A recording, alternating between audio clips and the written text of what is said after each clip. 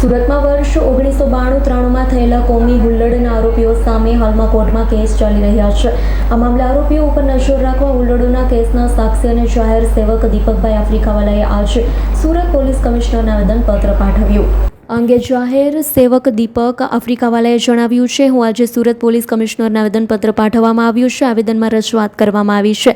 વર્ષ 1992-1993માં સુરત શહેરમાં થયેલી કોમી હુલ્લડ થકી શહેરને બાનમાં લેનાર અને જાહેરમાં હત્યા કરનાર અને કોમી હુલ્લડોના કેસ કોર્ટમાં ચલાવવામાં આવી રહ્યા છે। હું શાહિદ તરીકે જ્યારે કોર્ટમાં હાજર થાઉં છું તો મને જાણવા મળ્યું છે કે પોલીસ સ્ટેશનમાંથી મુદ્દામાલ લઈને આવતા નથી।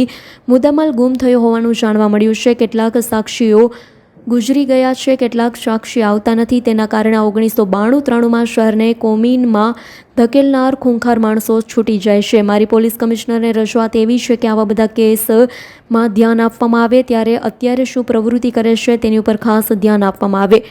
પ્રવૃત્તિ ચાલુ હોય તો શહેર ભવિષ્યમાં આવા હુલ્લડોમાં સંડોવાય નહીં અને તેના માટે તેના ઉપર પગલાં લેવામાં આવે તે માટેનું આવેદનપત્ર આપવામાં આવ્યું છે। અને જે તે સમયે આ બનાવો નાનપુરા, સોની ફળિયા, ભાગા તળાવ, કોર્પોરેશન ઓફિસની પાછળ, બડેખા, ચકલા સહિતના 8 કેસમાં તેઓ સાક્ષી છે। હું દીપક આફ્રિકાવાલા જાહેર સમાજ સેવક છું। પોલીસ કમિશનર સાહેબને મળવા માટે આવ્યો છું અને આવેદનપત્ર આપું છું। 1992-93માં સુરતમાં ખૂંખાર ગુનેગારોએ ઘણા મર્ડર કર્યા છે અને ઘણાને મોતને ઘાટ ઉતાર્યા છે, ખાનગી ફાયરિંગ કર્યા છે। તે ગુનાઓ હાલમાં કોર્ટમાં ચાલવા પર આવ્યા છે અને કોર્ટમાંથી મારી ઉપર શાહેદ સમન્સ આવે છે, એટલે હું સાક્ષી તરીકે કોર્ટમાં જાઉં છું તો મને જાણવા મળ્યું છે કે પોલીસ સ્ટેશનમાંથી મુદ્દામાલ જમા થતો નથી અને ઘણા સાક્ષીઓ ગુજરી ગયા છે અને ઘણા સાક્ષીઓ આવતા ડરે છે। તેને કારણે આવા ખૂંખાર ગુનેગારો છૂટી જાય છે, નિર્દોષ છોડવા પડે છે કોર્ટે।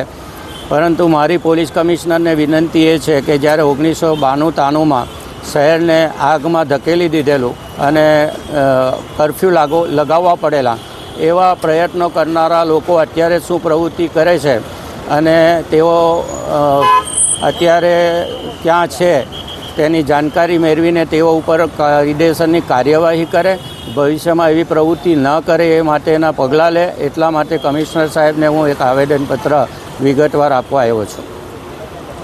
Bureau report, S9 news, Surat.